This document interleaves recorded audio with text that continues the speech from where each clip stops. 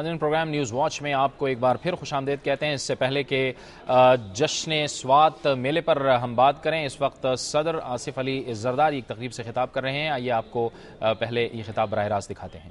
وہ آج اگر 40,000 میگا واٹ آپ کے پاس لگے ہوئے ہوتے اور ان کا ریٹ کم ہو گیا ہوتا اتنے سالوں میں جس سال سے وہ لگنے شروع ہوئے تھے، شاید دنیا کو نہیں پتا، اور یہ ضرور یاد کروانا ضروری ہے کہ پہلا پرائیویٹ سیکٹر میں، پبلک سیکٹر حکومتی سیکٹر ہوتا ہے، پرائیویٹ سیکٹر میں پرائیویٹ انڈیویجول ہوتے ہیں، پہلا پرائیویٹ سیکٹر کا دنیا کا پاور پلانٹ پاکستان پیپلز پارٹی نے ہپکو کے نام سے شروع کیا، جو لگا، کامیاب ہوا، اور وہ پالیسی کامیاب تھی، مگر اللہ ان کو پوچھے گا جن نے بی بی صاحبہ کو، اس پاکستان کو، ہم سب کو، ہماری آنے والی نسلوں کو نقصان دیا۔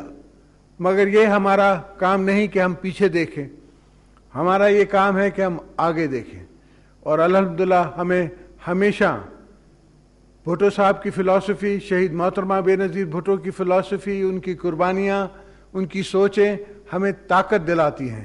ان کی قربانی، ان کی، جب میں گڑھی خدا بخش کو دیکھتا ہوں، ان کی قبروں کو دیکھتا ہوں شہیدوں کی، اور یہ سوچتا ہوں کہ میں نے یہاں آ کے اپنے آپ کو دفن کروانا ہے، تو میں اور کوشش کرتا ہوں کہ میں اس مقام پہ پہنچوں کہ لوگ مجھے یہاں دفن بھی کریں اور یہاں اس پہ دعا بھی کریں۔ تو یہ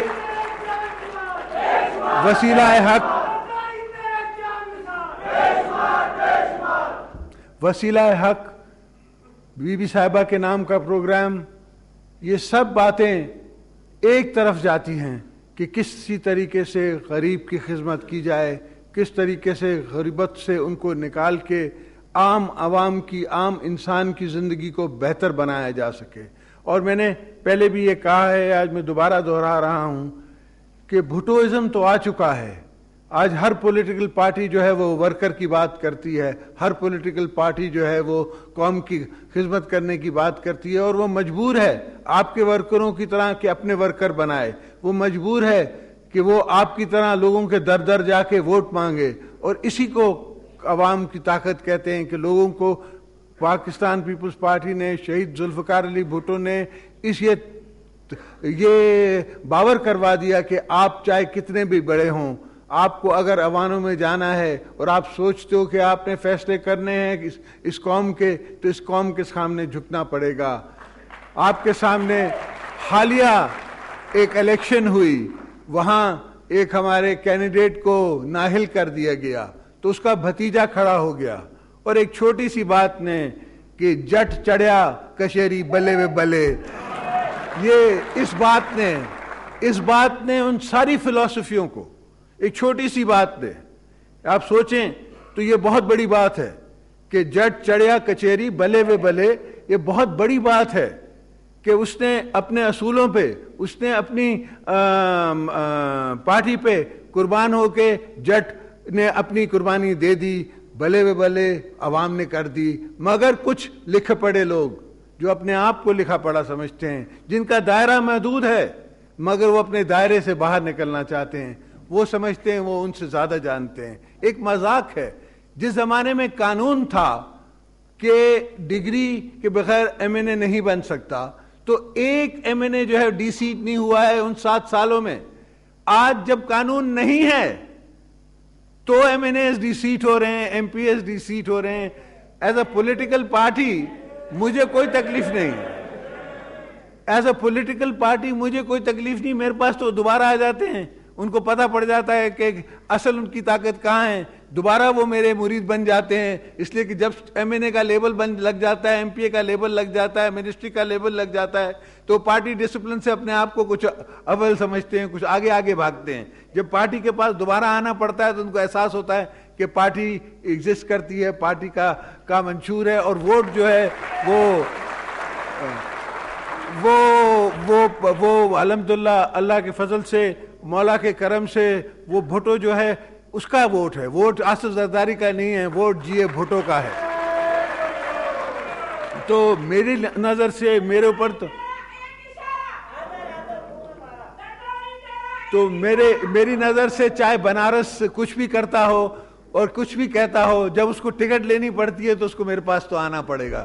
تو میرے مخالف جتنی بھی چیزیں یہ نئی بناتے ہیں، نئے طریقے بناتے ہیں حکومت کو اور پارلیمنٹ کو کمزور کرنے کی، پارلیمنٹ کسی نہ کسی طریقے سے، جمہوری طاقت کسی نہ کسی طریقے سے اس سے زیادہ مضبوط ہوتی ہے، کمزور نہیں ہوتی ہے.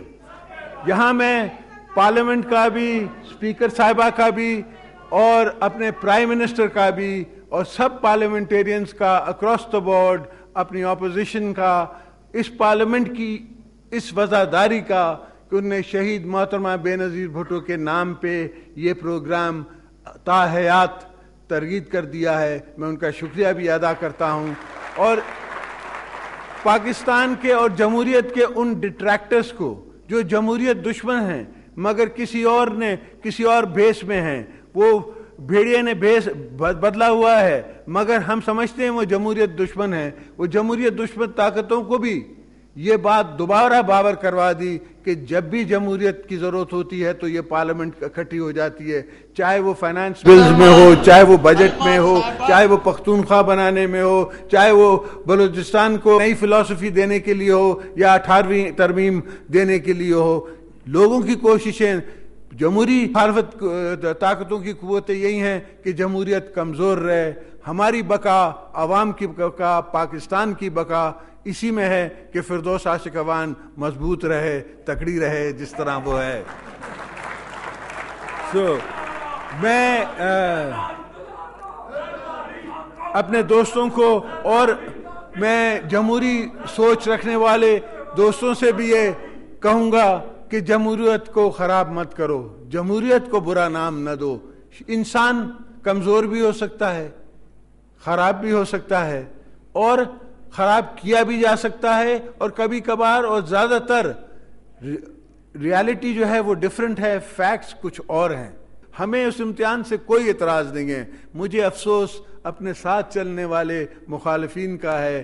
ان کی امیدوں پہ کچھ پانی پڑ جاتا ہے، کچھ ان کی امیدوں کی، ان کی سیاست پہ کچھ آنچ آ جاتی ہے. اس آنچ سے وہ کچھ بھڑک پڑتے ہیں، اس بھڑک سے اور بجلیاں چمکنے لگتی ہیں. تو میں نہیں چاہتا کہ بجلیاں چمکیں، میں نہیں چاہتا کہ پاکستان میں وہ ماحول پیدا ہو.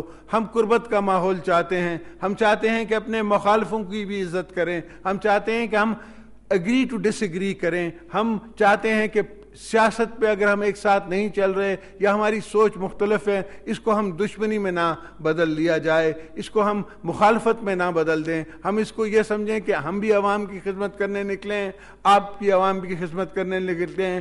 جس کی عوام کی سوچ ہے ان کی طاقت ہے. چاہے آپ کتنی دفعہ دستی کو ڈیبار کر دو، اگر عوام چاہتی ہے تو آپ کیا کر سکتے ہو؟ آپ کچھ نہیں کر سکتے. عوام کے سامنے میں بھی اتنا ہی مجبور ہوں جتنا آپ مجبور ہیں. اور جب بھی ہم پہ تکلیف آئی تو ہم بھی عوام کے پاس گئے. اب مزے کی بات یہ ہے کہ آپ پہ تکلیف آئی تو آپ بھی عوام پہ پاس گئے. تو آپ بھی مان لیں کہ عوام اصل طاقت ہیں. ہم بھی مان لیتے ہیں عوام اصلی طاقت ہے. اگر آپ کی دوستیاں ہیں، اگر آپ